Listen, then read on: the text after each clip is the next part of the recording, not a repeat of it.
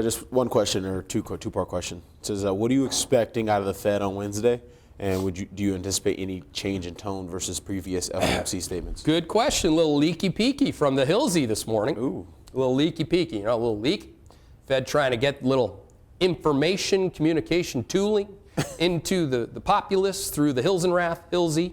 The Hilsey says, gosh darn it, the Fed is starting to see some deflationary pressures and that the world matters. I mean, read the article. It's just saying what we've been saying for 6 months, which is front run the Fed. Enough of this people telling you, don't fight the Fed. It's like, do you get a 2-cent broker commission for saying that? The reality is that you should have front run the Fed. The Fed's behavior in a deflationary environment is absolutely and fundamentally predictable. The Fed cannot raise rates. And if they do, I've said that the other thing that happens if they do raise rates is they will put the U.S. economy into a recession because they'll flatten the yield curve explicitly and maybe even invert it.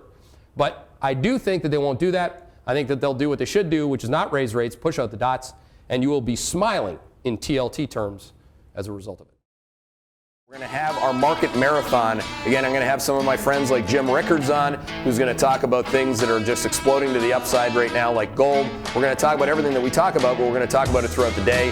And again, there's a lot to talk about in non-advertising central planning fan club terms, which is, of course, what we're going to do.